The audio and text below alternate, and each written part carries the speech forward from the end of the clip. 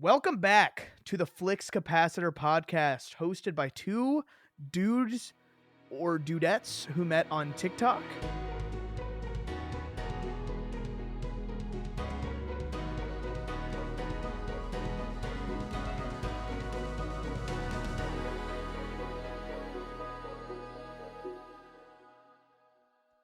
And speaking of TikTok, we have a very, very, very good friend of mine, OTSMOVIES, Off the Shelf Movies, Steven. Not going to say your last name for privacy reasons. How are you? I'm doing great. It doesn't matter. My last name's all over everywhere. I'm out there in the world, so anyone who wants it can certainly find it. And you are in Nashville, right? I'm not lying. Yeah, I'm in Nashville. Nice. I am from Nashville. I think we've talked about this. Mm-hmm. Where in Nashville are you? I am in the heart of Nashville. I'm if you saw my walkabout video, I'm 1.5 miles from Broadway. Oh, cool. Very cool. So I literally just am walking distance from the heart of the city. Nice. Well, something that we normally ask on the podcast is, how are you? How am I? Yeah. I'm pretty good today. Pretty good today. Yeah, I'm doing good. Yeah. How's Pushing 150 go? Oh yeah, you should just talk about Pushing 150 because I don't think Broen knows what that is. Oh, I don't okay. know what that is. So Pushing 150 is my project to see 150 movies in the theater this year. Nice. I did it. I started it last year, and everything was going well, and then the strike happened, and content fell off, and I failed. I didn't get there. I only got to 130 last year, so I'm doing it again this year, hoping to do at least 150. Nice. What are you at so far?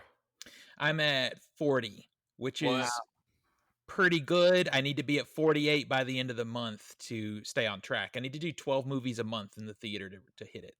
Are you counting older movies like I know you saw The Fly recently in theater? Are you counting that? Mm-hmm. Whoa! Anything I see in the theater? The Cronenberg. Oh, I would love to. I'm seeing Alien on the 26th. I already got my tickets. Yeah, to Alien. I'm thinking about doing that too. I'm so excited. I'm really spoiled here in Nashville. People don't realize this. When you talk about Nashville, it's always about country music. Yeah. But we have a top 20 best in its class art house theater here in Nashville. So we get a lot of really cool repertory stuff. I get to see a lot of great things. That's awesome. That's awesome. Yeah. So what was the last movie you saw in the theater? The last movie I saw in theater was The Fly. It was The Fly? It was. Yeah, it was at midnight Saturday night. Mm-hmm. Cool. But I saw The Fly, I saw Civil War, I saw Wicked Little Letters, I saw all of that this weekend. How was Civil War? I've heard so many different things. What'd you think? Civil War is fantastic. It is. I have to get past the recency bias. Okay. But currently, if you ask me my favorite A24, it's going to be this Civil War. I think it's brilliant. And what's interesting is before Civil War, if you ask me my favorite A24, it would have been Ex Machina, which is still same director. Yeah. But yeah, I think it's really brilliant, and I think that people are struggling a little bit with the movie because the political climate is crazy like it is right now, and it's an election year. And I think people think because it's an election year, this movie is coming out at this time to push an agenda, that kind of thing. But this is Alex Garland. He is a British guy, writing a story about stuff happening in the United States. So his perspective is interesting, and he's not focusing on what you think he's focusing on. It's a very interesting film. Yeah. Okay. I've heard a lot of people were disappointed in the movie because they were expecting like a Civil War movie, and the movie really focuses on the journalism part of it. Mm-hmm. Or like, oh man, you should have just called it the journalism of Civil War. And I'm like, see,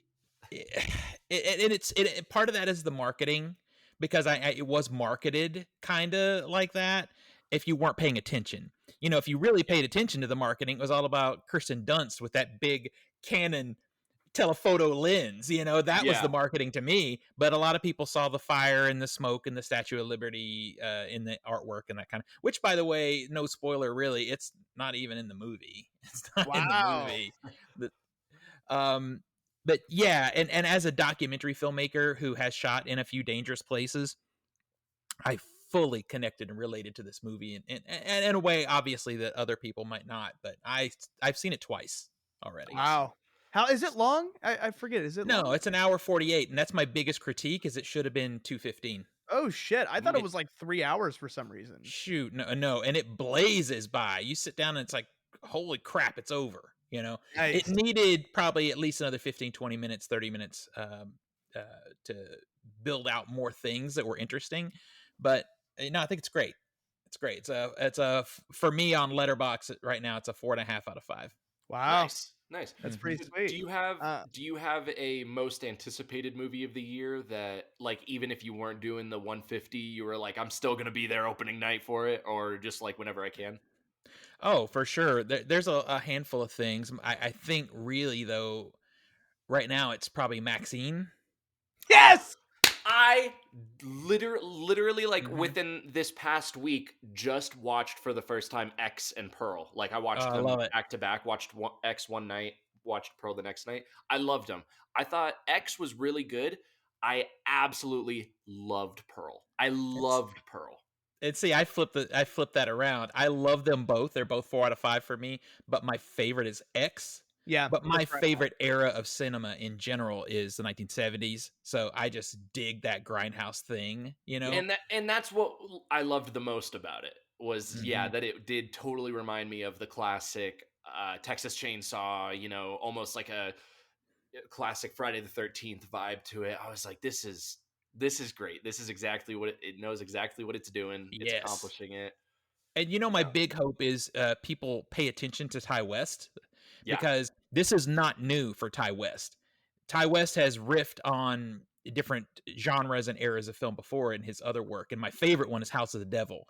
You go and watch House of the Devil, it feels like 1970s, late 60s Rosemary's Baby. It is Nice. that vibe.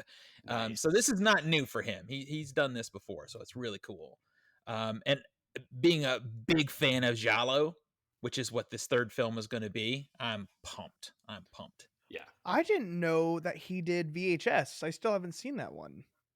He may have done one of the shorts or something in it. I don't think he did the whole of it. Okay, okay. And then he did something with ABCs of Death, which is a fucking crazy movie. Yeah. Have you seen that one, Steven? Mm-hmm. Have you seen that, Broen? Mm-mm. Oh, it's fascinating. It's like it's a series of short films, and each short film is showing a way to die, starting with a letter of the alphabet, and it goes in order. And Yeah. each one's done by a different director. Hot take: I think ABCs of Death is better than VHS. I still haven't seen VHS, so I wouldn't know. Yeah. But on that note, wait, we were talking about movies in theaters. I have horrible memory. Oh, okay. We have some questions planned for you. Okay. However, this is an impromptu one. All right. Do you have an exact amount of movies that you own? My physical, the last time I counted was just under 3,000, and that's been a couple of years. So I'm probably somewhere around 33 or 3,400, I would imagine. That's so Wow. crazy. That's so I'm, crazy. I'm at like the 280 mark right now, but that's actually since like 2017, I think or 2016, 2017 is when I really started getting into Blu-rays and 4Ks and stuff. That's awesome. Well, and the thing is, it's so funny because when people come there, they're like, "How do you have that many movies? It doesn't look like that many movies." But you can't see it in the video. But I spent a number of years as a film critic. I wrote for several different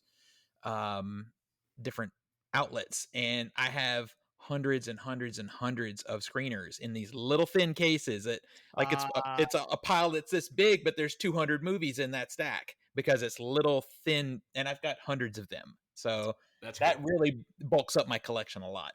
I've always wondered because a few of my family members are part of SAG, and they get screeners. Are the screeners Blu-ray or DVD? They are production copies. They're whatever's being sold is what they are. Okay, cool. The only thing they're missing is the packaging. That's crazy. That's really wild. There's been a few instances where there's like I was getting stuff from Arrow for a long time where I really loved the movie so much that I wanted the packaging. Flatliners, for example, I had the Flatliners 4K. I had a production copy of it. So instead of spending the money on the 4K, I just bought the Blu-ray because it's Nice. exactly the same packaging, and I dropped my 4K into the box. That's awesome. That's cool. Yeah. Well, that brings us in to my first question for you, Okay. which is, why did you start collecting physical media? Oh, the biggest thing for me is as a filmmaker, as a student of film, and that's what I always say is I'm not just someone who enjoys movies. I consider myself a student of film. I'm always watching and rewatching and learning and that kind of thing. And I tell my film students when I do teach that you'll learn more watching movies than you'll learn in class. Yeah. Is That's I like to be able to watch over and over, and I like to just be able to choose, and it's just always been easier to own it. And I'm also legally blind, so I want the best Oh. quality that I can get. So that leads you to whatever era it is, whether it's VHS, DVD, Blu-ray, or 4K. The physical copy is always a better quality than the other option. So that's just what it is, you know. And that is the one thing I when I talk to other collectors, like I've had some friends, especially on the YouTube side, not as much on the TikTok side, but on the YouTube side, that go out and just buy everything. Or they'll go and blow up their collection buying at Dollar Tree. And I'm like, I want an archive quality of a movie. I want it to be the best picture, the best sound, and as many extras as I can get. So I'm not going to go and buy 16 movies for $1. I'll buy one movie for $30 and do it slow. That's just my preference. Right. Yeah. That's great. That's kind of where I'm at. I think there's definitely a quality difference. Which I posted a video.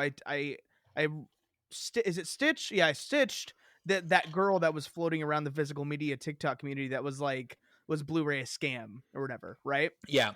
And then I she took her stitched video it. down. Yeah, she took her video down. I don't understand that. I see that's, to me, if I say something that sets people off and it starts a conversation and I'm getting that much engagement, I'm not pulling that video down. I'm going to pin it. Yeah, Yeah, I'm gonna make views are another one views. standing onto my case even more. You Yeah. know? Yeah, exactly. Yeah, no, and so I posted the difference, and that was really eye-opening to me, even as somebody who has collected physical media for the last few years. Is like, I haven't watched a DVD in a long time, right? Mm-hmm. And so you went hard on the difference too. You had screen shots. You had the receipts. I did. Yeah, no, I was Yeah. like, fuck this. It's not a scam. It's not as, and I understand, because I wasn't really, I was young when, I guess, do you know when Blu-ray started? Wasn't it like 2008, 2009? Yeah, right in that era. Yeah. Well, okay. I think it technically, yeah, that would be right because I think DVD started around 1999.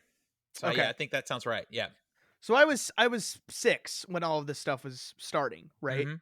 And so I wasn't there, there for the big change. Was it a Mhm. really big change culturally for movie lovers, or was it kind of a gradual thing? You talk about from DVD to Blu-ray? Yeah. Oh, it was gradual. It was gradual. It was and- over. I remember it was overhyped when it came out because I remember renting my first Blu-ray from Blockbuster, and it was X-Men Origins Wolverine, and watching it, and I was like, "What's the big deal?" Mhm. Looking back now, it's probably because I was watching it on a big box TV that was Yeah. Exactly. But it's not just that it was a mess of a transition too, because it wasn't just Blu-ray. You had HD DVD and Blu-ray coming out at the same time. That's right. right. HD DVD. That's Mhm. right. It was And like Blu-ray red, won. wasn't it? Yeah, it was like Yeah. maroon. Yeah, it was like a kind of a maroon color case. You still see them like in Goodwills and stuff once in a while. I do see them in Goodwill, and I'm Mhm. like, no, because I guess Blu-ray won, right? Well, Blu-ray did win, and it's another situation. Kind of, it's so funny how we talk about history repeating itself, because they had this before all of us with Beta and VHS. VHS won because JVC had the clout to push it, but Beta was a better quality medium. So much so that Beta is still used in news gathering sometimes. Wow. But it was the same. HD DVD was a better quality medium, but Sony was pushing Blu-ray, and they had the money, and it also had better piracy controls. Gotcha. So it won. Yeah. So it just it always goes the same way. It's not about quality; it's about the corporate greed. Yeah. Oh, of course. Go ahead. Yeah, I don't know if you saw my video because I also responded. I didn't stitch her video because she had taken it down by then, but I was able to Mhm. tag her in it. Or Oh, no, I cool. couldn't even tag her. I just because I couldn't find her at all. Dude, I all the looked up Blu-ray her people name and made that girl like delete her account and go I off the grid. I Yeah. couldn't find her anywhere. I don't even remember what her name is, but I used pictures of that I've had for years when I Oh, got the 4Ks of the Lord of the Rings extended editions, Mhm. and I decided to do a DVD Blu-ray 4K comparison, and I've had those pictures ever since. And whenever people ask me what's the big deal about Blu-ray and 4K, I show them those pictures and they're like, okay, yeah, I get it. yeah. But And it's even better watching it in motion. Like Yeah. screenshots only do so much. Since you're like watching the film itself really shows you the difference. Well, and I think the problem we have now, it's even more complex because I don't think most people understand even the point of 4K. They don't get it. right, Mm, And it's hard for people to get it because fewer people go to the theater now. mhm, The immediate reaction is, "Oh, it's supposed to look better." And it is, but what it's supposed to do is replicate the original theatrical experience. And mhm. if that means dimmer image but higher resolution, that's what it means. Yeah. When Heat came out, people lost their minds because it wasn't as bright as the Blu-ray, but it looked film accurate. So Mm, that's a really hard, complex kind of thing to get over for a lot of people. yeah, My favorite one, I did a video about this, is people lost their mind about the Basic Instinct 4K because all the colors in that 4K are natural. But the mm, Blu-ray for 15 years had been blue shifted. And so when it wasn't blue, people are like, it's supposed to, where's all the blue? There was never any blue in that movie to begin with. It was a bad Blu-ray transfer from the yeah. beginning. So yeah. it's so complicated. 4K is gonna 4K is eventually gonna be the last piece of physical media we have for film, but it's gonna take years. Yeah. So you don't think they'll ever do 8K? I don't think they'll do 8K because the situation with 4K is even with 4K, is you have to be able to have a big enough screen and be able to get back from it far enough to actually see the image. With 8K, it's all double. I think if movie theaters were smart, if the theater chains were smart, they would be doing 8K projection because they could offer us something that we can't get at home. Right. Now it's Mm. expensive. It will be expensive upgrade for them to do. But when you tell me, when I see Regal advertise, projected in 4K, I'm like, yeah, like at my house. It's not though. It's obviously not because they've got Yeah. a $150,000 projector that's going to be brighter than the sun. But Yeah. still, it's the marketing of it is difficult. Yeah. So I guess that kind of segues into the next question then, and you've already kind of covered the pros of it, but what would you say if you had to say any sort of cons to physical media, to owning, all these Blu-rays and 4Ks? So my answer to that used to be that it's expensive. But if you look at what's happening as of this past couple of weeks with these premium digital releases, have you guys seen these? The premium I digital don't think movies? so. Or I don't. Yeah, maybe it's yeah. like I think it's Dune 2 and some others, and it's a digital download, just like they've done before, but they include extras and you get the 4K and all that stuff. They're $30 and $40 Oh for a wow. digital copy of the movie. So the expense part is going away. Yeah. I think simply it's for a lot of people it's the storage. Mm. If it doesn't Yeah. become part of your personality, then it's a problem because you have to have a place to put them. Now, for people like us, like me and Parker right here have our movies in the background because it's part of who we are at this point. Yeah. You know, Mine are in my living room. perfect. I'm in my office right now. Yeah, So, but yeah, I think it literally is the storage Yeah. is the no, only you're issue with it. and I totally get where you're coming from because like growing up when I was a kid and my parents or even like friends' parents and stuff would have DVDs. I remember specifically I had one friend growing up, all of his DVDs were in drawers. Like they were just Yeah. hidden. They weren't out and out and about. That's Or a like big thing. even my house, it was a cabinet. We had a cabinet. It was closed, and then you open it up and it'd have all the movies. But now, clearly, all of our movies are they're decoration. Yeah. Mm-hmm. It's like, Yeah. hey, look at how many, look how obsessive I am. Look at, Yeah. like, I'm not going to take you to a nice dinner, but do you want to watch a movie that I bought for $40? Yeah. Well, and the thing that I always say to people when they question is, I'm like, if you came into this room and I had shelves full of leather-bound hardback books, you wouldn't say anything to me. Yeah. What's Yeah. the difference? And some of these movies are packaged nicer than a leather hardbound book, Yep. and they are telling a story. It's the same thing. It's Yeah. just it's looked on in a different way. Now, people, if you go into someone's house that has nothing but thousands of paperback books, they still get looked on negatively too. Yeah. But I mean, people should be able to collect however they want to, in my opinion. Yeah. Yeah. And like so many, I'm sure you get it, but like I get so many like hate comments about physical media. Like I could stream that for free. It's like where? Unless you're Oh doing it no, illegally. no. People will like, oh, it's like, why spend that money when you can just pirate it? Yeah. It's so funny. I see those on you guys' pages. I don't get them. I have not gotten one. Oh, I've good got, for like, you. Good for poor you, Tony, Steven. like poor Tony, our friend Tony on TikTok. I feel like every other post is someone's posting in his comments going, "Oh, why don't you just stream it?" You know, and I'm like, no one has. Like, I keep waiting for someone to do it to me so that I can stitch it and make a video. But I'm like, Do you have like a no one- response ready? no, but I know I will the minute it. I'll comment. I'll be It's like, it's this like is as soon as it stupid. happens, you're like, finally, I've been My waiting time for has this. come. But yeah, like people get so and like I feel like book talk or like whatever, like people that talk about all their book collections, like they don't get hate. Vinyl, Yeah, they're not saying like, so oh, why are you getting a big. book when you have a Kindle? Yeah, like vinyl is Oh, I so would big bet right now, you- but vinyl collectors don't get hate at all. They're like, I doubt that. I would bet you that plenty of vinyl collectors get. You know, you can just listen to this on Spotify. I bet you. you're I bet probably you. right. Yeah. Yeah. I just vinyl is more like aesthetically pleasing to the general public for some reason, especially on like platforms like TikTok. Like, oh, you have, especially with newer music, like you have Frank Ocean or whoever, like you have their new record on vinyl. It's like Well, it's like, and the it same thing with movies. vinyl has a certain sound that cannot be replicated properly. I mean, sure, there's like there are plenty of like Eminem does that a lot, where songs will start with the needle drop and you can kind of hear it, but it's still nothing like actually dropping the needle and hearing that kind of like It's clearer, it's brighter, it's warmer. It's literally the same thing as like a Blu-ray or 4K. It's not as compressed. Exactly. That's the thing. Is that has become accepted. That if you're a vinyl collector, you're an audiophile. Yeah. Well, people aren't to the. I guess the movie physical media space has not been dead long enough for people to start realizing, oh, well, you're a cinephile because you're collecting movies and it's better on that physical medium.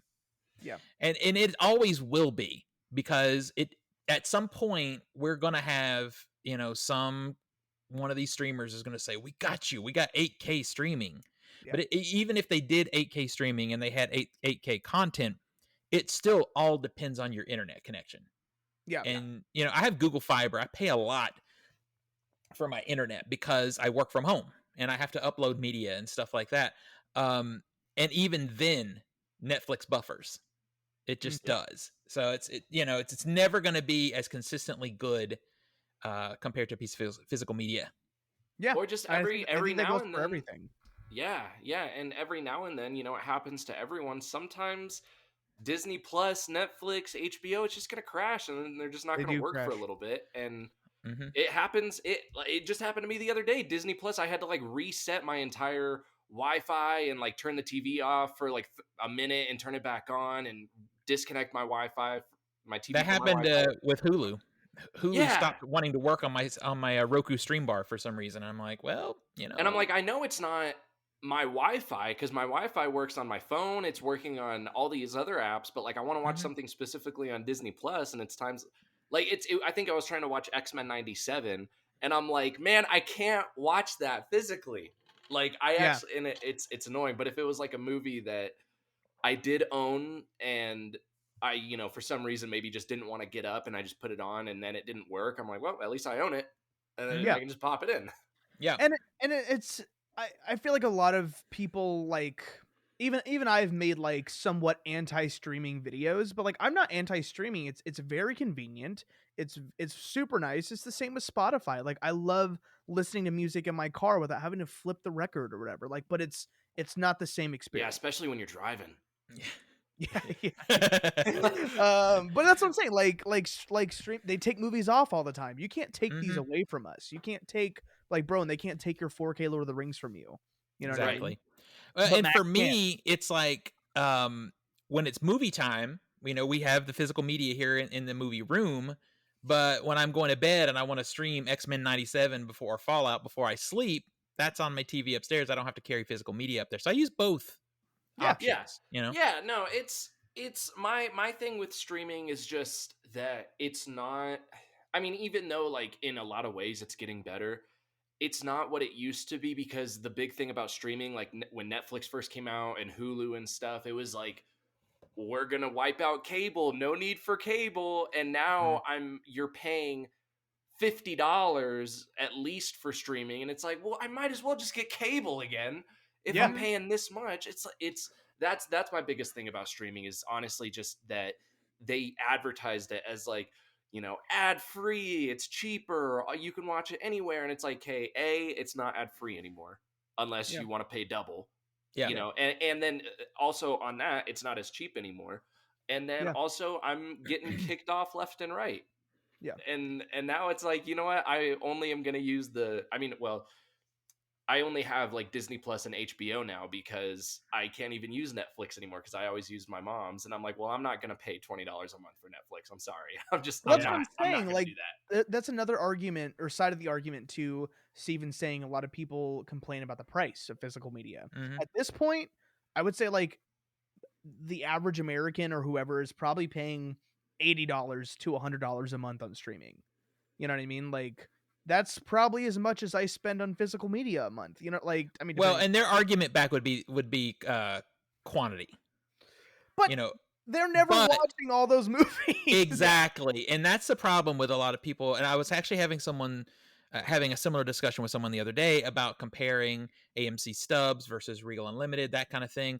Is people don't look at what they actually use versus what they actually have. It's Yeah. like going to Costco and overbuying and letting half of it spoil. You have Netflix, but all you do is watch the Great British Bake Off and Stranger Things. Are you really, what are you paying per episode for what you're Yeah. actually watching? That's the thing. And Netflix painted themselves into a corner by dropping everything all at once. And now they're kind of walking it back a little bit, I think, but because you could sign up for a month, watch the show, and then dip, which Yeah. is what Well, I they am don't- kind of starting to do. That's And what they my don't mom's even do doing free with the new trials Walking anymore. Dead show right now. And I don't even care about the free trials anymore. I liked it, but if I pay, the base tier or the mid tier, that $15 for a month, I'll go and watch whatever show it is. Or more often, what I do now is I let 2 or 3 things that I would want to see build up, then go and get it for a month for that $15 or $20, and then dip out. Because I don't understand this as someone who also works in marketing, because between documentary projects, I pay my bills with marketing. I don't understand how no one saw that this wasn't going to work financially, because the whole idea of streaming, Netflix, when they first started, they were just a catalog service. They had stuff that was already made. They were just buying the licenses and streaming it. That's great. They could shipping make it money to you in the mail. Well, and outside of that, even streaming that worked because they weren't paying to make product. But they decided they were going to be HBO. I mean, literally in the early days, you can find quotes from what's his name, the head of Netflix, saying they wanted to take out HBO. So they start trying to make product, right? And you get people hooked on your originals, and you have to do the same quality as HBO when HBO is getting a minimum of $10 a person, plus whatever kickbacks they're getting through cable and satellite, right? So financially, they can't compete by doing a streaming plan, and none of these services, not a single one of them, is making money. And right now, the problem is what they're doing to try and make money is just cutting employees. And that's only going to work for so long. They're cutting employees, killing password sharing, and raising their price. Yeah. What ultimately is going to happen is they're going to roll it right back to what you were just saying, to cable, because advertisers will pay for your stuff. They will do it. That's basic marketing right there, because you know who's watching, you know how many people are watching, and to some degree, even on streaming, you know when they're watching. So you can market directly to the person you want. The problem going forward, though, is a lot of this stuff in the last 14 years wasn't made with ads in mind. So it's going to be like watching something on Tubi, where at the 15-minute mark, if you're watching an hour-long show, it's going to cut in with an ad, regardless of what's happening on screen. Yep. And so it's a mess. It's a mess. And I just sort of sit back and watch it. Like Hollywood is kind of imploding on itself because they don't know how to deal with it. And it's the same thing that happened with the music industry in the early 2000s. And now, 20 years later, the music industry is still a mess because they haven't properly recovered from it. Yeah. No, I went to school for music business like 2 weeks before COVID started in New York, and I mean, aside from COVID happening, I found out I don't want to work in the music business because it is so fucked. It is. I started in recording industry management also. This is why me and you get along, because our minds go the same directions. Yeah, that's where I started. Yeah, the music business is just fucked, and so is Hollywood. But like, music is too far gone at this point, you know. But I mean, while keeping it on physical media, we have a question for you. How would you sell the idea of buying physical media to somebody if they were anti-physical media? You know, it's too expensive, this and this and this. How would you sell it to them? So what I always say is, you don't have to be a physical media collector. Most people have a very short list of movies that they truly love. If I was a guessing person, I would think it would be 20 or under.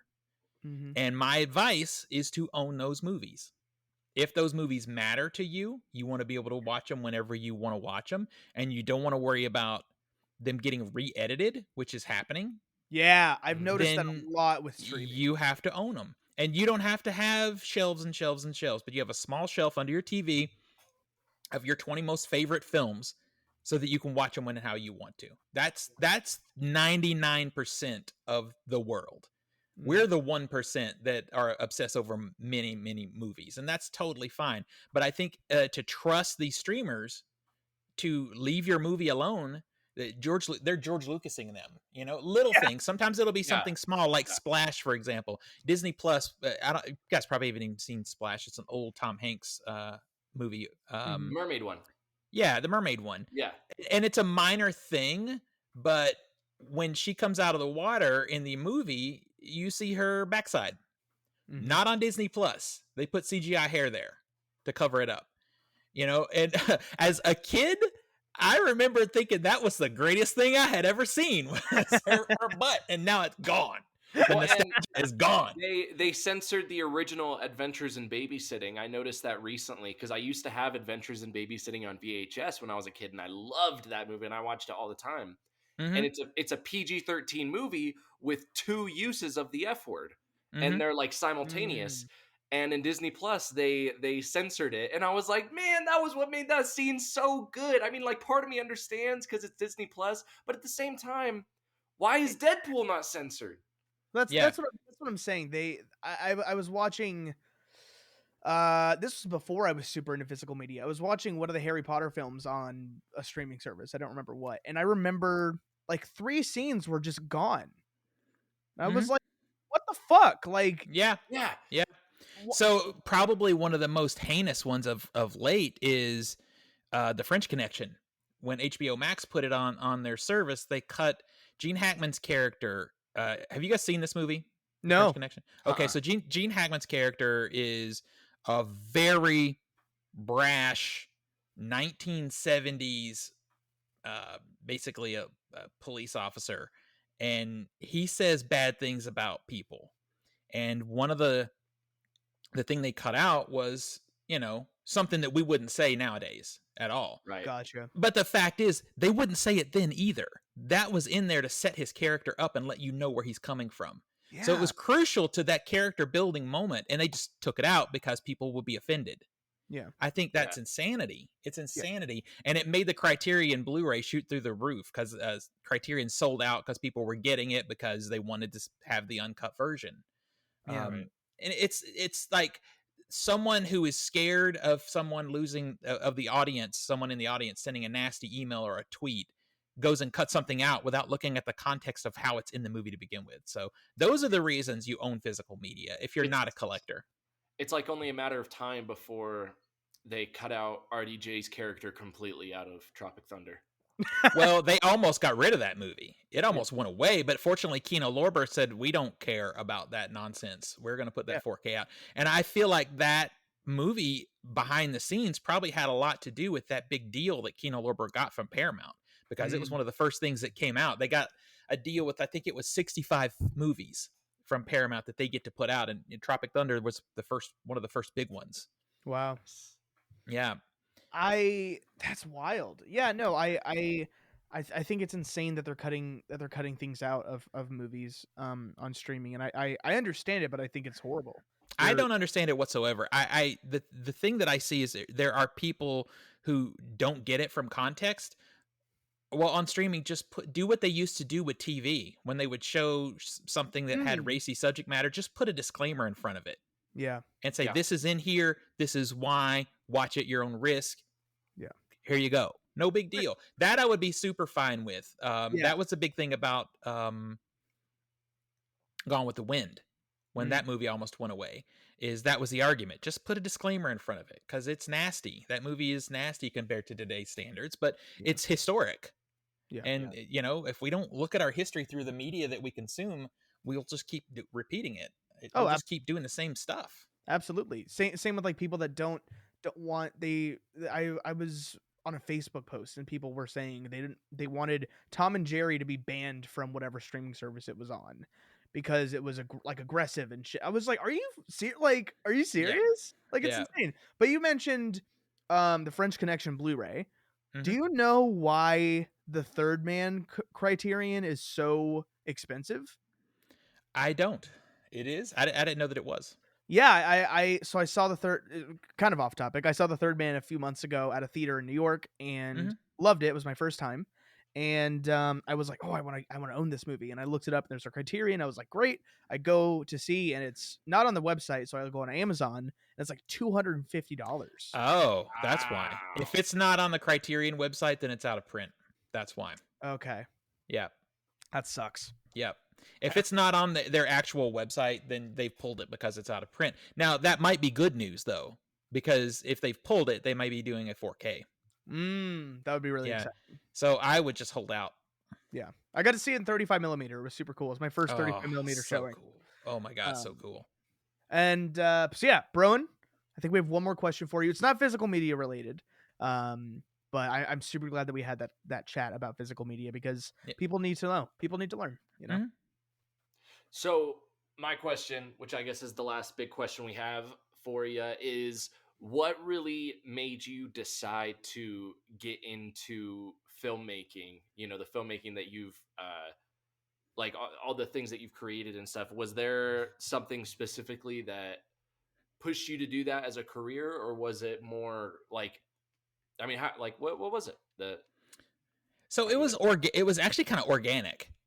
Interestingly enough, is when I was in college, like I just mentioned, I started in recording industry and I got sort of, I'm a musician. I played in bands for a long time and I thought that was where I wanted to go. And I got kind of disenchanted with that whole world, but I'd always been a writer.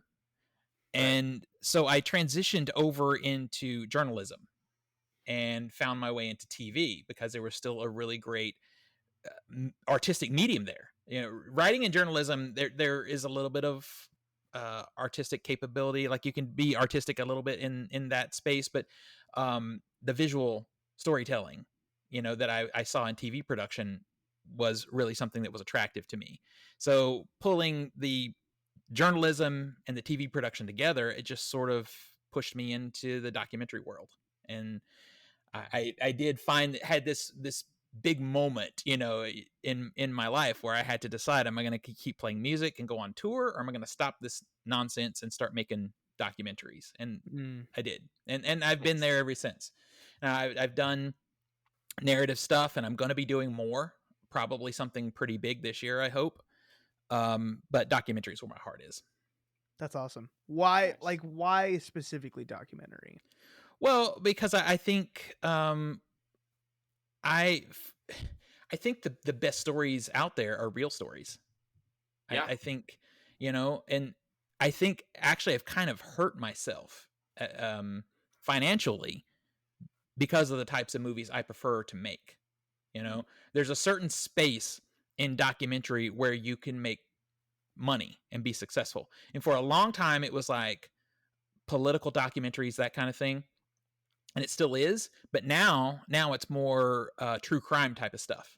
That's where the money is in documentary.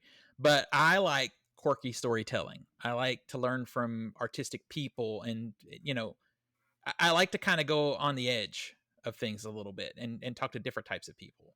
And it makes for really cool movies, but there's a very niche group of people that watch them. So I just kind of have to accept that I will make money, but not a lot. Yeah. And I think that really says something about your passion for it, you know? Do you have physical copies of anything that you've done? I do. Are we able to access them anywhere for us and our listeners? Yes. But I will tell you this. My current movie, the one that's out, I'm working on something now, but the one that's out that you can see, Family of Fear, is on Tubi. You can watch it for free. And it is on DVD. Now, this is the sad part about documentaries. Most documentary doesn't get Blu-ray release. They get DVDs because it's so cheap, right? But it worked out brilliant for me. But the distribution package that I have set up for that movie is educational. It's through an educational company. So when you go on Amazon and look up Family of Fear on DVD, it's going to be like $45. Ooh. And the reason is because you're buying a copy of the movie, but you're also getting a license to screen it in a classroom. That's why it's so expensive. So this is what I tell everybody. If you really want to own a DVD of the movie, you need to hit me up in my DMs, and I'll get it to you for like $20 plus shipping. Cool. But yeah, and as long as I have copies, but yeah, that's why it's so expensive on Amazon, and it's available everywhere. But it's always going to be that price. If you want to stream it, you can stream it on Tubi for free. You can stream it on Canopy because it's part of the library system because of the educational deal. But yeah, that's what's up. So you can get that one. The others, I have 2 other films that are currently out of print, but we are working on a re-release for them. So hopefully that'll be a little different. They'll be a little cheaper. Okay. But there is a documentary coming out that I know Dustin saw and is a big fan of. Did you see Remembering Gene Wilder? I didn't see it yet. Okay. I didn't see it yet. It's coming to Blu-ray. I would definitely, if you, I know you love documentaries, so I would definitely get into it if I were you. I would. I love Gene Wilder, so yeah, I'll get it. He was incredible. So I hear the Steve Martin thing on Hulu is pretty good too. I didn't know there was a Steve Martin thing. Okay. Good. Yeah, I hear it's good. Yeah, I did hear about that. Yeah, I haven't seen anything of it, but yeah, I did hear about that. It's time. For us to talk your top 10 movies of all time, Steven. This was challenging because you asked me for that, and I'm like, it is something that is in flux for me. Always. But the movies that I sent you are the ones that I always come back to. So nice. Okay. There you go. There you go. Yeah. Do you have them in front of you by chance? I have my phone right here. I can pull them up. All right. Let's go from 10 to 1. Because I purposely didn't look at the list because I wanted to. Oh, when you asked for it, I thought I needed to send it to you. No. I just wanted you to be prepared. So I thought you were just asking out of your own curiosity. Yeah, we're not going to talk about it. All right. So yeah, hit us with number 10? What's number? And I know you're a huge horror guy. I was talking to Broen about it, so I'm super interested to see what all these. I love horror. I did get a chance. I did look at the list. And there were a lot of titles there were some titles I have heard of, but I haven't seen. There were titles that I haven't even heard of. So I'm really looking forward to hearing your thoughts on them and then getting some recommendations. Well, awesome. Probably number 10 is one you hadn't heard of, but it's probably not what you expect or what you think it is. Number 10 is a movie called Paradise Lost. Paradise Lost. That's one I've heard of, but I haven't. It is from director Joe Berlinger, and it's a documentary. I have a few documentaries that are go-to documentaries for me, and ultimately it's a true crime film, but it was made before the true crime surge, and I feel that it's more honest in its storytelling than most current true crime films. I feel like most true crime stuff, especially on Netflix, is manipulative. Yeah. Where Paradise Lost is just telling a story, and it tells the story of the Memphis 3, which is these 3, gothy kids that were accused of being, devil worshippers because of the era. And were accused of doing something really bad to another kid. And this film tells their story and shows the entire trial and everything. And it's special because something happens just during filmmaking that changes the whole course of things. Whoa. And that doesn't happen too often. But yeah, something happens in this story that changes everything. So much so that they had to make a sequel to the film. Paradise and Jam. it's good. Yeah, and it's good too. But yeah, I love Joe Berlinger. Sadly, he would go on to do the Blair Witch sequel, which was awful. But he's a great documentary filmmaker. He also did Some Kind of Monster, which is a really great documentary about Metallica. But yeah, Paradise Lost is great. Paradise Lost is fantastic. It was either this or Brothers Keeper, which is another great documentary they did. Really cool if you want really amazing documentary filmmaking. That's the way to go. 1996? Yep. Okay, I threw it on my watch list. It's got a 4.1 on Letterboxd, so it must be pretty softy. Ooh, that's a good idea. Yeah, I'll add these to my watch list on Letterboxd. All right, hit us with number 9, baby. Okay, number 9 is when it gets a little hardcore. It is it is the OG, the original Funny Games. Woo, baby. I just watched that for the first time a few weeks ago. There is a beautiful Criterion Blu-ray of that movie if you want to see it. I love this movie. I love Michael Haneke as a director. It's so funny because a studio, I don't remember which studio now, wanted to do a remake of Funny Games, and he was like, nah, if you're going to do a remake of my movie, I'm flying over to the United States and I'm doing it. And he did the remake, and the remake is solid. I was going to ask you, how is it? It's good. It stars Naomi Watts. It's really good. I think the original's slightly better because it's a little more raw, but both are good. But it's a home invasion story. But what's interesting about Michael Haneke is he doesn't just make movies, for your basic plot. There's a lot more happening under the hood in this movie. It's a lot about classism, elitism, how the media interprets classism. So much so that there is one scene in this movie that has nothing to do with any gore or anything, but it's just a decision that he makes that you'll either think is hilarious or it's going to make you mad. It is going to I show this for a group here. I do a 12 Hours of Terror every Halloween. We watch 12 straight hours of horror movies, and I put that in the mix. Ooh, that sounds fun. Yeah, it's really fun. About half the room got pissed, and it was great. That's awesome. I highly, highly recommend this movie. Add it to the watch list. It is one of the most fucked up movies I've ever seen. It's so intense. It like the whole time I was like sweating. Like it's just so much. Like I had to take a break. It was one of those movies I didn't pause this shit. I've never had eggs make me feel so tense in my life than watching that movie. It's so good, and I return to it pretty often because it's just beautiful filmmaking. It's like, and it's not beautiful cinematography. Most of it's inside a house. It's beautiful directing. The way what he gets out of these actors is something special. Really good. No, it's bro, and I really want to know how you feel about it, bro. And you should watch it as soon as it's on Max. So okay, it doesn't get better from here, by the way. This next film I saw the first time in the theater, and it was one of the most intense theater experiences I've ever had, and I've watched it off and on with people. It's not a movie I choose to watch on my own. This is a movie you share, and it is Gaspar Noé's Irreversible. I've never even heard of that one. So Irreversible tells the story of a couple, Monica Bellucci, who I'm sure you know. I've heard of this. If nothing else, she was in The Matrix. She was in Tears of the Sun. She's beautiful, very good actor.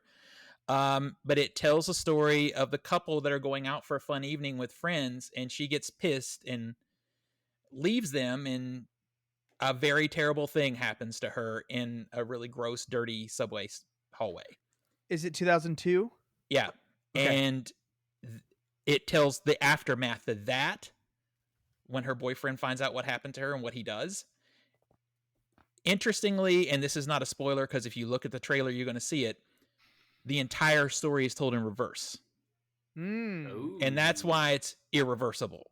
Like, it doesn't matter which, and the point is, it doesn't matter which way you choose to watch this movie. You can't change the terribleness that's there. Wow. It's beautifully shot. It will, if you're someone who gets like seasick, this camera doesn't sit still. It's floating the entire time. Wow. Yeah. Monica Bellucci's a phenomenal in it. It's so good. But but it's so disturbing that it's not like, oh, I think I'm gonna watch Irreversible and order some sushi. It's something that you share with film people who really want a film experience. Because for me, a lot of the movies in my list are things that really hit me emotionally. Because it's easy to have a good time and it's easy to laugh, but to really upset me is a big deal. Because being a filmmaker and watching thousands of movies, if you can actually upset me, then you've done something really cool. That's why Past Lives is my number one movie from last year. Oh, I still haven't seen Past Lives. Because I'm sitting in that theater with my producer and we wouldn't look at each other at the end of the movie because we were both full on just like crying at the end of it. And we just sat there till the credits were over and then we could look at each other and not be embarrassed because it's that good. So on a small tangent. Yeah. So you said, it's impressive if somebody can unsettle you, can upset you, right? Mm-hmm. I just watched Cannibal Holocaust for the first time. Oh, yeah. How do you feel about that one? I love that movie. Really? Yeah, I love it. I think that to me is the first found footage movie. People want to talk about Blair Witch and all this other stuff. Cannibal Holocaust is a found footage film, and I love it. That was one where didn't the the director and like the stars of that movie had to like show up in court to prove that they're still alive because everyone thought it was real. Yeah. Well, and part of that was the marketing of it, because when they started marketing the movie, they didn't let the stars go out. Oh. Yeah. So people thought, what am I looking at? Right. Well, and some of it is, I mean, not, some of it is fairly real. Well, there's some stuff related to animals that's real, and it's a hard watch. They showed that in my art house theater here in Nashville last year. And it's funny because they had an open request. You could, like, if you could come up with a good double feature, they would do it. Wow. And my co-producer and I put in Blair Witch Project and Cannibal Holocaust, and they did it. Nice. Wow. But during those animal scenes, they had somebody standing off to the side right before they happened. They flashed a flashlight real quick for anybody that wanted to step out, because it's rough. It's rough, especially if it's something you're not used to. That's one of those movies. Cannibal Holocaust and like The Green Inferno are two movies that I'm just like, I don't know if I want to watch these because I just don't think I'll like enjoy them at all. Yeah. You have to be in for not having a good time always, but having a time. And that's what I always say, because I like to have a good time. I'll put in fun movies or whatever, but I like to have a challenging experience too. And that would be more of a challenging experience to watch that movie. For sure. Yeah, if I knew more about it before going into it, I might have not watched it. But like, I kind of went in blind. Mm-hmm. I thought it was, what I thought it was going to be was nothing like what it actually is. Yeah. When did you watch it? Recently, like within the last few months. Oh wow. Yeah.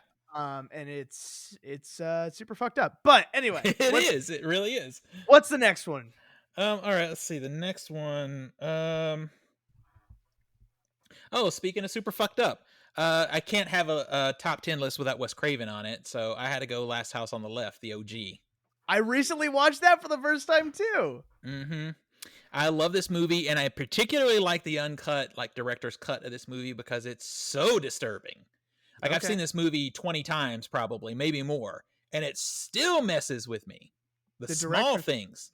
Is there a way to watch that without having it physically? I don't think so. I think it's just a regular version that's out there streaming. If it's still streaming, I don't even know if it is, to be honest. It was a few months ago, but that was also a pretty fucked up movie. It's very fucked up. Now, it makes some like decisions in the last act to try and lighten the load a little bit, but it doesn't work because the fucked up stuff is really fucked up. Yeah. And just, I love the story behind this movie, because if you look at Wes Craven admits it himself that when that movie was done, they knew they were going to get an NC-17 or maybe even X rating because of Mhm. how twisted the movie is. But this was the roadshow era of cinema where you didn't send out, 3,000, 4,000, 5,000 copies of the movie. You had maybe a few hundred copies, and they would travel across the country, right? Wow. So when he's cutting the movie, there's another movie, and I can't remember which one it is next door, that has the PG screen in front of it already. He just grabbed their screen and dropped it in front of his movie and went out with it. Wow. When in reality, this movie, there's no way. There's no way. It would be an NC-17 by today's standards for sure. Oh. But yeah, it's another home invasion story. I just love Wes Craven as a filmmaker because anytime he does or did a film, it was based off something he read in the news. It was something he read in the newspaper. Even Nightmare on Elm Street came from a newspaper article. So Wow. there's a hint of reality to everything that he does or did, and I love him for that. Wow. I didn't know it. I didn't know that at all. Mm-hmm. Well, Nightmare on Elm Street was like a guy that like died in his sleep? Well, it was articles. He I highly recommend Never Sleep Again, which is a 4-hour documentary about the entire franchise. It's so good. Ooh, I'll watch that. Yeah, it's so good. It's on physical too. You can get a Blu-ray of it. And it goes from the first movie all the way to the last movie. But they talk about it in there, and it was an actual article about multiple teenagers being plagued by nightmares, and some of them dying and that kind of thing. Holy shit. Yeah. Like a dream scenario kind of thing. Yeah. So I love that about Wes Craven. And I love that his first few movies, Last House on the Left and Hills Have Eyes, are just unbridled.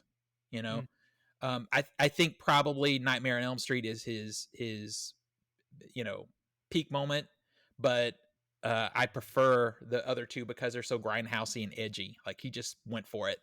Yeah. I don't know. The original Scream. I love the original Scream.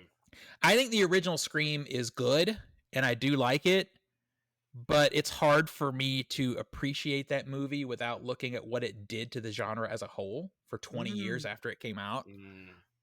Everything became a horror comedy, and even now we can't hardly do a horror movie without winking at the audience and breaking the fourth wall at least once or twice, and I hate that. I hate that.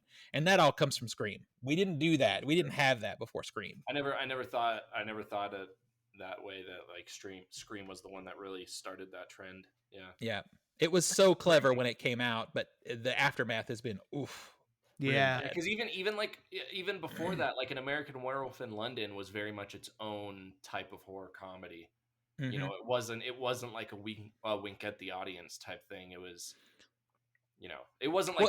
Well, even now, if you look at the trailer for Abigail, we have to have an entire sequence in Abigail talking about, is this Twilight vampires or is this Bram Stoker's vampires? And I'm like, can we do this movie without mentioning another movie? No. Yeah. No. Yeah. Like, I agree. I thought Abigail was an interesting idea until it got funny. And I was like, well. Oh, well, I knew it was going to be funny from the get-go because it's, Ready or Not. It's the same filmmakers. And I didn't know that it was the same people. Or I knew it was the same people, but I hadn't seen Ready or Not until 2 days ago. I love Ready or Not. I think it's great. Oh, it's awesome. It's awesome. Yeah. But anyway, what's next in the list? All right.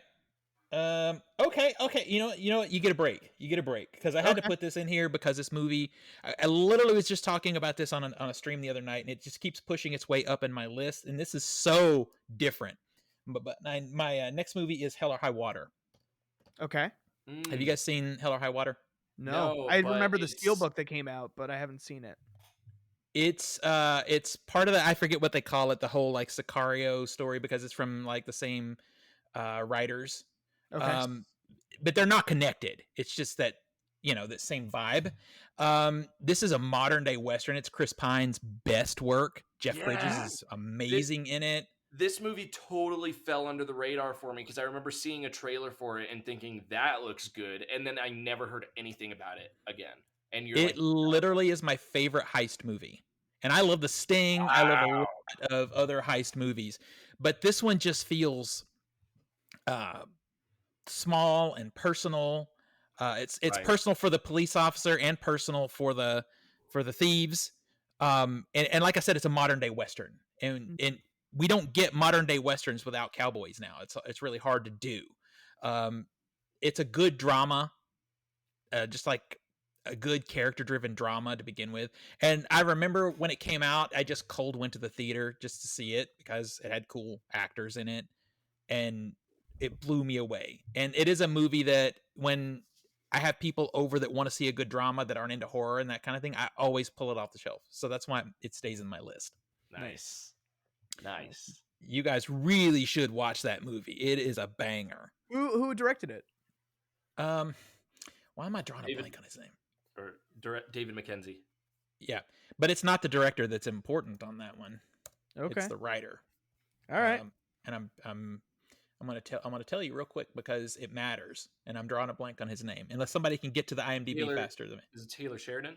That's it. I was like drawing a complete blank on the name for some reason. Yeah. Yeah. That's great. Watch Hell or High Water. So good. Okay. All right. Here's one that this next one is one that it's hard for us to talk about without spoiling it. And I don't know if you guys have seen it. I would wager maybe, but it's One Cut of the Dead. I saw that at Walmart recently. Yeah. They reissued the Steelbook. It was out of print and they reissued it. It looked like something I might be into, but I was like, this looks so modern that I didn't really. When did it come out? It's only a few years. It was 2017 one, right? Yeah, it's only been a few years ago. Yeah. Okay, so why is it in the top 10? Well, okay, so it's so hard to say it. I'm trying to think about it. So even the director has put out statements saying, "Don't look at the trailer, just watch my movie," because it is so special. And Parker, I think in particular, if you watch it, it'll be in your top 10. It will be. Because you are going to connect with this movie so much. You're going to connect so hard with it. Okay. And I'm just trying to figure out a way to say it. The only thing I ask is you have to not give up on it. Because the first 30 minutes of the movie, you're like, what the fuck am I watching?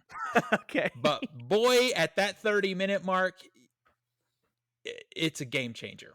It is a game changer. It's to the point where every year I do a 48-hour film project, and I get my cast that I know I'm going to use and my crew together, and we watch One Cut of the Dead a week before. Wow. Because it just gets you pumped up. That's crazy. I think the best thing I can say about it is,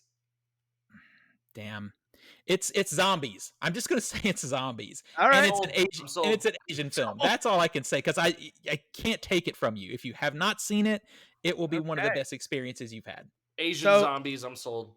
Yeah. I mean, do you think I should just go ahead and grab the Steelbook? Do you think I care enough to own it? Yes, I do. Okay. I think you should just buy it, because I'm telling you, if you buy it and it isn't like a top 10 film for you afterwards, I'll just pay you for the Steelbook. I'm telling you. I'm telling you. Okay. You are going to be... I'm telling you right now. I'm telling you right now, Parker.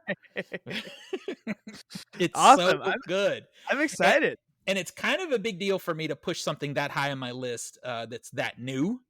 Yeah, that's what I was going to say. It's very recent. I've watched it so many times, and every time I work with new filmmakers or new actors, we watch that movie together. Nice. That's so special. Matters. That's so special. That's awesome. Yep. I can't wait to watch it now. What's next? All right, the next one is there's a pattern here. Is the OG Texas Chainsaw Massacre. Yeah. You want to know something? I still haven't seen that movie. What the hell?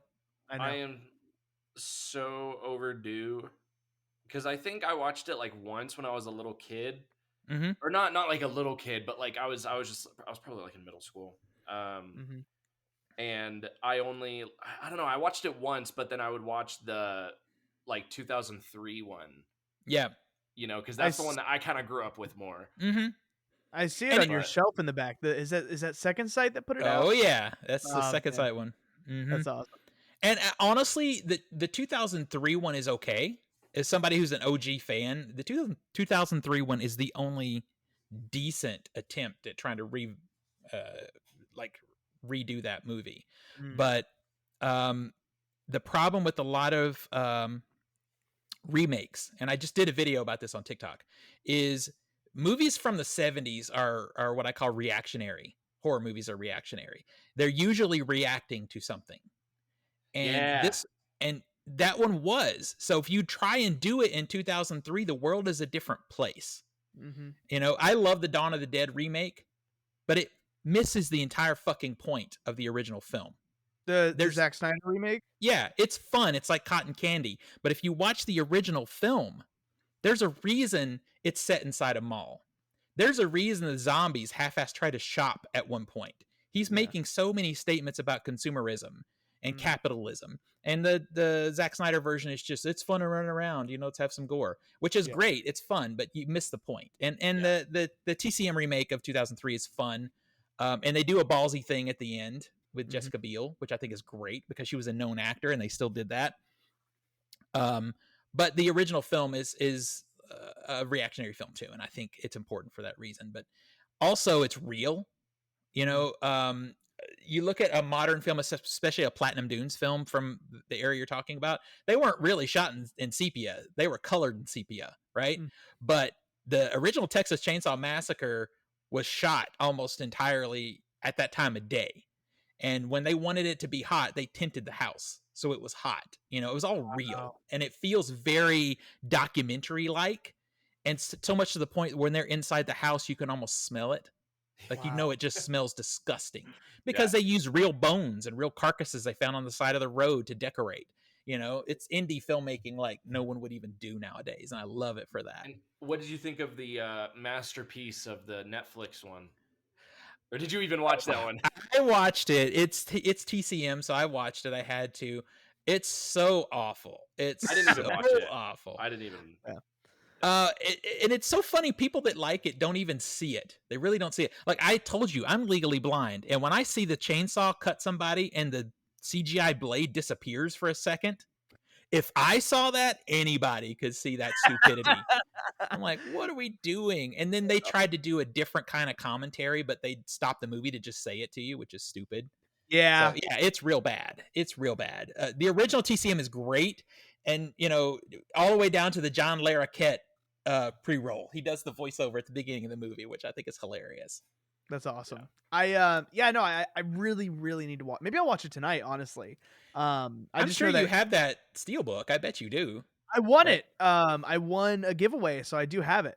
I do want the second sight release because it's just so cool.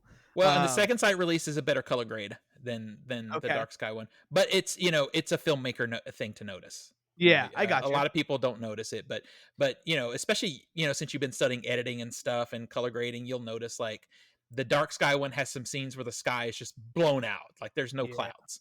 Yeah. But the second sight one, you can see the clouds again, and some of the background comes back. You know, so it's just those kind of differences that not everybody's going to see. Well, I know that we both have a mutual friend that hates that movie, which is we sure do, and he couldn't be more wrong. We should have Canon on once, bro. And you need to rewatch it. I'm gonna watch it for the first time. We're gonna have Canon on, and we're gonna have four of us talking with potentially only one of us that absolutely fucking hates that movie because he hates that movie. Yeah, and I feel like for a while he was trolling me with it. Like he would post videos and tag me about how much he hates it. I love that. I couldn't get upset though because I do the same thing to our friend Dustin about Event Horizon because I think that's garbage. Well, that's what Dan in real life does with pretty much everybody about Lord of the Rings. He fucking hates Lord of the Rings. Mm-hmm. He hates Lord of the Rings. He's from Queens, you know. Yeah, he's got that big beautiful 4K box set. Yeah. Like, really? I know. But anyway, one little thing about physical media, that's something I don't do. What? My collection is a reflection of me. Mm-hmm. So if I hate it, it doesn't stay. That's how I feel. Unless it's part of a collection for me. Like I have all the MCU films. I hate. Well, I don't think I hate any of them, but I really don't like a few, like a small amount of them. Mm-hmm. If it's not that, then I'm not gonna have it. I have it if I don't like it. Yeah. I own the worst movie I've ever seen on Blu-ray. I own my least favorite movie on Blu-ray. What is it? It is Alien vs. Predator 2. Oh, okay. And the only reason I own it is because it was a 2-pack, and I just wanted the first one because I love the first one because it's nostalgic for me because it was technically the first one I watched of both Alien and Predator because it's the only one that's PG-13. So I Oh, watched it it when makes I was a sense. kid. Yeah. Yeah, so I watched it when I was a kid, Yeah. and so for that reason, I acknowledge it's a bad movie, but I love it. I think the sequel is like literally zero redeeming qualities. Yeah, it's bad. Just It's throw the real disc bad. away. You should just throw the disc away. Well, I don't So, know. do you I want to guys say that I own it, because I can say that I own all of the Alien, all the Predator, and all the both Yeah. AVP movies. Yeah. do you guys ever choose not to revisit movies that you're nostalgia for because you know if you do, you're going to hate them, and you just want to maintain that memory of enjoying it? I think so, and I got to remember what movie it was because I think there was a movie recently where I was like, I'd rather just not watch it that again, and I don't remember Yeah. which one it was. I think There are actually for me it was more shows. It was more TV shows. It makes Yeah. sense. Yeah. Yeah. I have a few that I worry I won't like as much, but not that I like know I'm gonna hate. You know what I Yeah. mean? But like a lot of mine are like shitty early 2000s kids movies because that's just when I was born. You know what I mean? For sure. But what's next on the list? I'm so excited. Oh, all right. Next on the list. Here we go. Let's see. Oh, we're going to get into some fun stuff now. Okay. Everybody thinks this is funny that's on my list, but Parker, you're going to respect me for this one. My number 3 all time, and the top 3 that are here never change. The others might fluctuate, but these 3 are always. If you ask me a month ago, I would have said this. If you ask me this next year, I'll say the same thing. Number 3 is Star Trek II: The Wrath of Khan. Let's go! God! I love this movie. I love it so much. It's a simple little story, a simple plot. Ricardo Montalban is pumping his chest out there, and it has so many repercussions for Star Trek in general. Yes. Things done in this movie are still played around with. There's a reason that the Next Generation TV show had so much Shakespeare in it. That comes from Wrath of Khan. That was started there. So I love it for that. Like, it has these small things that just really impact 25 years of filmmaking and TV show creation. And plus it's just fun. When they're sitting down there and everybody's getting tense and, Captain Kirk's being a badass munching on some fruit going, I don't like to lose. And then he flips that his communication device open and says, how long? It's so fun. Every time it plays in the theater, I go. I love it so much. That's awesome. awesome. I have a question. What did, and I don't know, you may hate me for even asking this. I really don't know, but what did you think in Star Trek Into Darkness when Benedict Cumberbatch... Okay, you're already making a face. When Benedict Cumberbatch's character was like, my name is Khan. With I hated that movie. I don't hate it. I don't really like the third one. I love the first of the Abrams Star Trek Yeah, movies. how do you feel about the first one, Steven? I think the first one's okay. I think it's okay. I feel like it's got a good cast.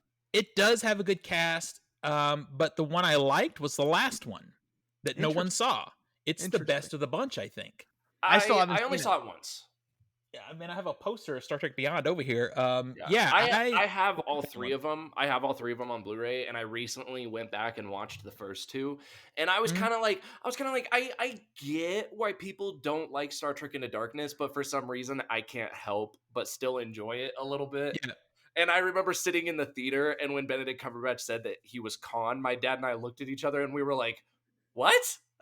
Like, huh? Well, and that's it. It felt like it was in there to try and pull some nostalgia strings, but not actually a thing. Yeah, it was like it's like if in which I pray this never happens, and it probably never will. But it's like in 30 years they do a Star Wars reboot, and then one random character is like, my name is Darth Vader. Yeah. Exactly. Like, wait, hang on, no, you're not. Yeah, and I feel like the new movies succumb to a problem with Star Trek in general, where they start to overcomplicate things too much. Yeah. You know, what I love about Wrath of Khan is for all the technology and stuff, you can relate what they ended up doing to old warships, to, you know, to battleships, and it feels relatable. Like the animosity feels relatable. All of it's stuff you can connect to. And Star Trek got into this space where they started solving everything with tricorders and, you know, gobbledygook talk. You know, let's make up something that, you know, Yeah. the transwarp drive and all this, you know, shit. You know, a great sci-fi should still be earthy and relatable, and that movie is. And it's not the only one. Undiscovered Country is also a favorite, because it's basically a mystery in space, which is great. You know, and you know, outside of that franchise, Alien is so good because it's a haunted house movie in space. Yeah. So I just dig that. And Wrath of Khan is just, and every time Spock dies at the end, I gotta shed a little tear for him. Damn it. Yeah. You know, and William Shatner with his hammy over the top acting when they're like, "How do you feel?" And he says young, and he's doing that little twitch with his lip. I'm like, you got it, man. You got it. It's just, that's my comfort movie, right? That's just my awesome. fun, I love it movie. That's a great comfort movie. Wrath of Khan ends, and I'm like, oh man, I really hope that they go for a search for Spock. And then my dad pops the third movie in. I'm like, oh, no way. Well, but what you didn't know is the third movie, so it was bound to suck because the odd movies suck. Don't watch the odd movies. See, my uncle, who is a cinephile, he says the even movies of Indiana Jones suck. And I understand Crystal Skull, but I think Temple of Doom is awesome. I think the first 3 Indiana Jones movies are impeccable. I love them all. They're all perfect for me. Yeah, I love the extra darkness of Temple of Doom, even though Steven Spielberg is embarrassed by it now. Yeah, no, I remember, I have it still because it was sent back to me. But I was 8 years old, and I wrote Harrison Ford a letter. And I said, I don't know why everybody hates Temple of Doom. I really like it, essentially, is what I was saying. What if Harrison Ford opens that and his reaction is, everyone hates Temple of Doom? Some 8-year-old ruined his life. But anyway, what's next on the list, Steven? Let's I know we're probably going long for you guys. This no, always it's happens. all right. So we're at 2, right? I think so. Number 2 is my favorite documentary of all time. It is American Movie. You put that on my list, and I still need to watch it because this guy made me get on Letterboxd and make him a watch list. And I've gotten through a good chunk of them. How dare you and not tell me you got through them? I got. I'm trying to remember exactly which ones. I remember Slither though. I love Slither's so good. Slither's weird, but it's a good weird. I love Slither. I think it's hilarious. It's awesome. Also, it introduced me to the lovely Elizabeth Banks. Yeah, and she's so good in it. We're not talking Slither. We're talking. American Movie is a documentary. I think it's 98, 99 when it was 99. finished. Yeah. So it's a documentary about a guy named Mark Borchardt, who is just like your regular, I guess, just, you know, kind of a regular dumbass guy.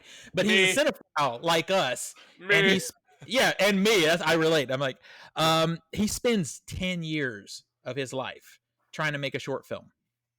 So much so that his actors age aggressively in the film. And I love it. And the documentary filmmaker stayed with him the whole time to make this movie. And it is funny. It's poignant. I mean, if you are a creator of any type, you can relate to it. It is my go-to movie when I'm working on my own projects and I hit a wall for some reason, if I'm having trouble with an edit or a interview anytime I hit like a bad spot and I get pissed off and want to just step away, I put that movie in and watch it. And I'm like, this guy spent 10 years on a 10-minute short. What am I bitching about? And just, I get back to the grind. He filmed a minute a year. Exactly.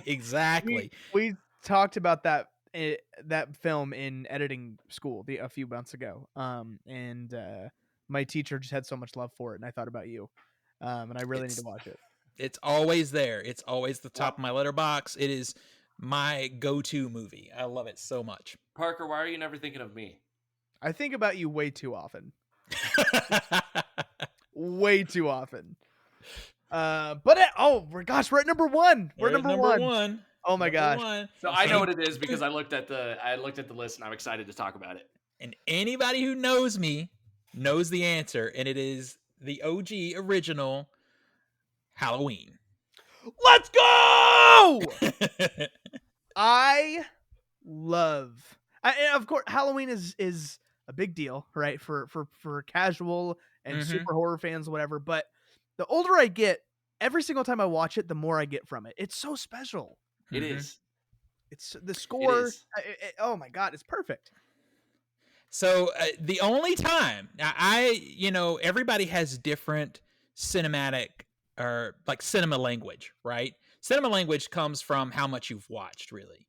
And I don't hate on anybody, maybe that isn't as big an idiot as me and watches many movies and whatever. I don't hate on that. But if I introduce you to Halloween, and this has happened to me a couple times, and you look at me and you say it's so formulaic, you will get judged because the movie you're referencing is formulaic. Halloween was the first. Yeah. Anything that came after is formulaic. Halloween was just what it is. Yeah. And it just is such a groundbreaking movie. And this is the movie. This is the one movie. If I look to one movie that made me a filmmaker, it's this movie. Wow. And it's the experience of how I saw it. Like, I grew up with this movie on TV, right? Yeah. And I liked it. I thought it was scary. As a little kid, the first time, my parents were very young. And they let me do too much because they were children themselves when they had me. And I'll never forget watching that movie for the first time, and the part where at the end, that you think Michael's dead and the movie's ending, and then they cut back and his body is gone. Right. And John Carpenter brilliantly just starts showing shots of the neighborhood, like, where is he? Where is he? He's in the shadows somewhere. Scared the hell out of me. That's the only movie in my entire childhood that I actually went to bed with a light on, because I thought he could be in my neighborhood. Right. See, and if the movie was strictly from Michael's perspective, we would get the narration. They don't know where I am. I am the shadows. I'm everywhere. Yeah, right. But the thing that worked on me so hard, though, is I had grown up seeing it on TV, and then when I was in college, I got to see a repertory screening of it in 35. Nice. And so many small things. And there's one scene that made me start to question, what is this medium? There's a scene in the movie with just the three girls walking on a sidewalk. Yeah. And I never thought anything about that scene watching it at home. But in the theater is when I first realized how smooth that shot was, and how big the shot was, and how small they were in it in so many different parts. And that's when I started to question. I'm like, how is that? I had done, some video work and whatever, but nothing like real, just playing with video cameras. And that's when I started to learn about the Steadicam, and that Dean Cundy, this guy, was one of the guys who helped develop it. It wasn't, a lot of people think it was in Halloween first. It was not. It was in a boxing movie first. But he was one of the godfathers of the Steadicam that we still use. Mm-hmm. And the way that movie is shot, and then I started to look at the editing, and it just washed over me. And that, I think that's the moment, seeing that in the theater, when I became a filmmaker, and that's why it's my favorite. Nice. That's awesome. What do you think about? Do you like John Carpenter's The Thing? I think it's a 5 out of 5. I love it. Okay, because that is my favorite horror movie of all time, and it's one of my. It's The Thing is iconic. Like, yeah, it's like one of these movies for me where no matter how many times I change like my top 10, The Thing is one of those few movies it's never gonna leave that list. And I totally get that. I think that one is what I call the first, either the first or second. I forget which came first, The Thing or Escape from New York. But what I call his dystopian era. Escape from New York. I think it was Escape from New York came first. I call it his dystopian era because he did a series of movies that end with chaos. Yeah. And that one, Escape from New York, They Live. These movies just end with chaos, and I love it. I love it. Yeah, baby. And I actually watched Halloween a little too late in life, because when I was, I think when I was like 7th or 8th grade, my dad has a really weird taste in movies. Like Yeah.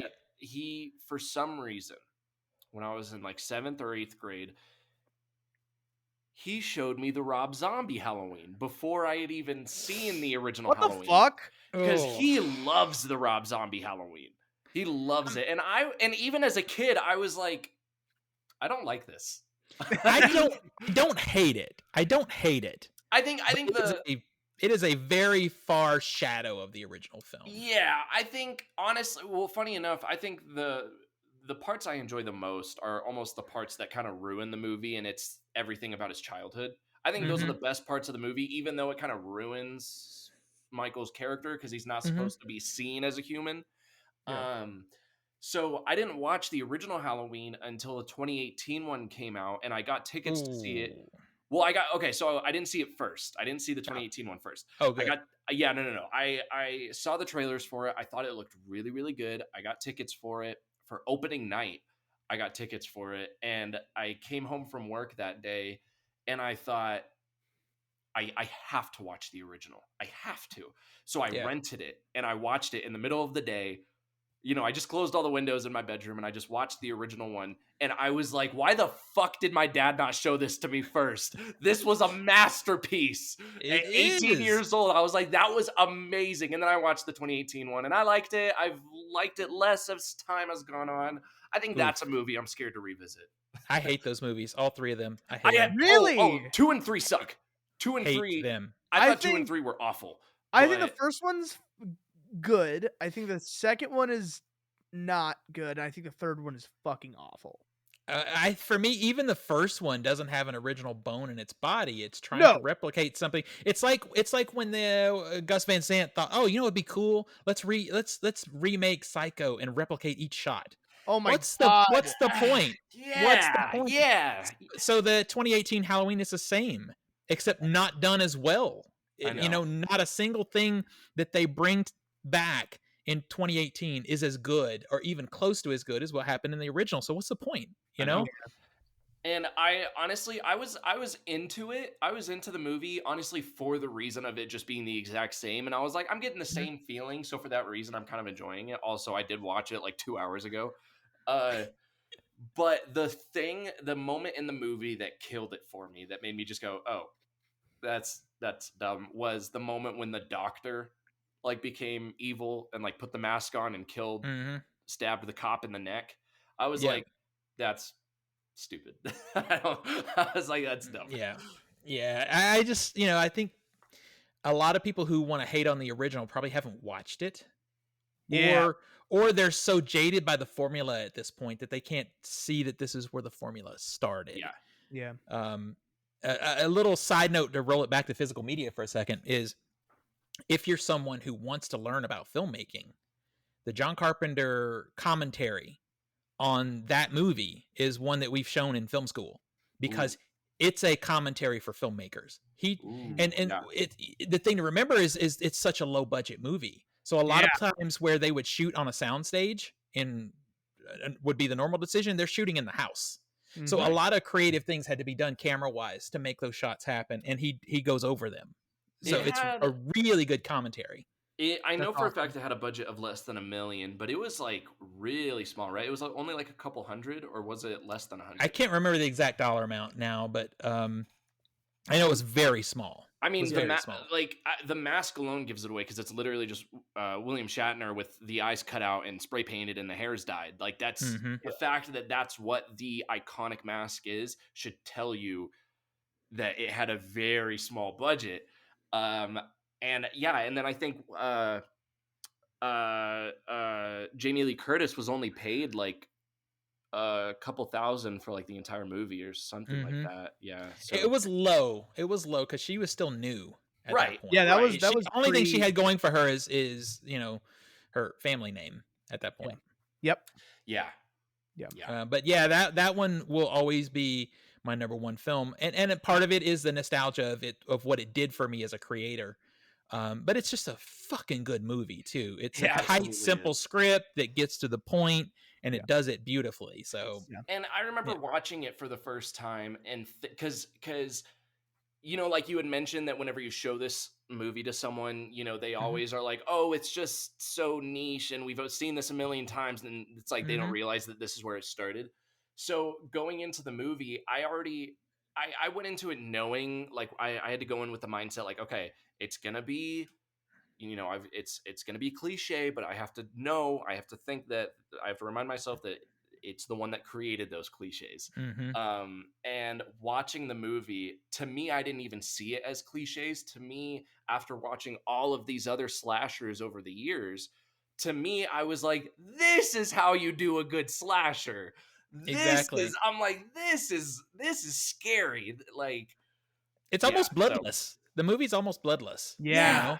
The scene And of him when he has the boyfriend in the wall and he's just standing there staring at him and tilts his head. That scene like oh, so chilled good. down my spine. I was like, oh, that's It's like, what are you thinking about right now? yeah.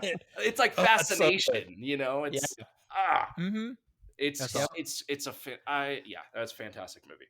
No, it's incredible. It's definitely overlooked in general by non-film people Mhm. because it's like, oh, what should we watch for, around Halloween time? Let's watch Halloween, right? It's Yeah. like people it's I feel like people put it in the same realm as Friday the 13th, and they're so different. Like Halloween is a film, Yeah. and Friday the 13th is a flick. You know what I mean? Yeah. That's a great way of putting it. Friday the 13th is fun, but it's a grindhouse experience. It's You like know? shit. I'm It's like not shitty, even the biggest fan of Friday. Like Friday the 13th is like the bottom of my list when it comes to like Halloween or Nightmare on Elm Street. You know, it's Mhm. I'm not the big or like Texas Chainsaw. Like I'm not the biggest Friday. The So 13th. I like it, but the first one is not in the top of my favorite ones. I No, actually, no. Final Chapter is my favorite Friday the 13th. Is that the fourth? It's the fourth one. Yeah. Yeah. Well, That one is my favorite. it's funny I because think the people third are one's my like, favorite. yeah, people always talk about like the iconic Jason Voorhees hockey mask, and I'm like, well, he doesn't really wear it. Like he doesn't wear it until like the third one. Yeah, Yeah. pretty much You until know, the third it's one. because in the first one it's his mom, and then the second one is just the bag, and then Yeah, Mm-hmm. so I do love those movies, but the first one is not my favorite. Yeah, I have the box. We both have that Scream Factory set. I love to just binge them and watch them. You know, even the garbage ones, I still watch for fun because there's something. The kills are usually pretty good, or there's something there redeeming to them. But they're lo-fi, garbagey, grindhousey movies. It's fun bullshit. Exactly like you said. Halloween is a film. Yeah. Halloween is that movie that's between grindhouse and studio. It's right in between. Yep. It's art house. art. It's art house It's horror. art. in Yeah, all the yeah. ways. No, it's art. Yeah. Absolutely. Well, Steven, I am so glad that we finally had you on the podcast. So happy. Me too. Where? I thought it took so long for you to get me on here. You must hate me. That's what it is. Yeah, no, I definitely do hate you. We just Okay, good. Okay, good. Perfect. no, I don't. I love you. I think you're incredible. And where can everybody find you and what you're working on and what you've done? Hit them with all of your verbal links. All right. If you want to see, probably the best thing is if you're on TikTok and just go to my link tree because it's all there. It's OTSMOVIES on TikTok. But if you want to go and search it out individually, you can go to IMDb and just look up my name, Stephen Lackey, because I told you it's out there, Lackey. There's two of us on IMDb. I'm not the one that directed an episode of Hoarders. That's not me. I'm the other one. Damn it!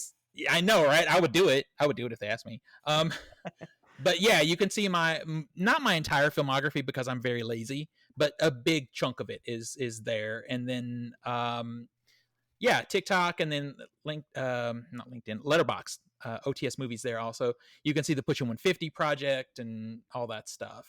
Yeah. So yeah, you can follow me on Instagram, but most of my Instagram, that's Off the Shelf Movies. It just reposts from TikTok. So your choice. It's a smorgasbord. Go where you like. Well, I am so glad that you were finally on the podcast. If you want to find us, you can find Broen at Broen the Movie Maker. You can find Parker, aka me, at Parker McNerney or Blu-ray Daddy. And across you can find the board. Across the board. And you can Instagram, find TikTok, the podcast on Instagram, Flix Capacitor Pod, Flix Cap Podcast. Just look up the Flix Capacitor Podcast. It's on everything. Don't forget to like, comment, subscribe, follow, rate, and share this podcast with your friends and family and all that shit, so more people find us, so we can make millions of dollars. And that's pretty much all I have to say. Steven, thank you so much. I'm so glad that we got to talk with you, because we normally don't. This was a blast. We always Yes. talk movies, of course, but we never talk physical media with most people. You know, Yeah, so it's really fun. I appreciate it. It's great. I'm so glad that we did this. Broen, what do we have to say? Love you. Bye.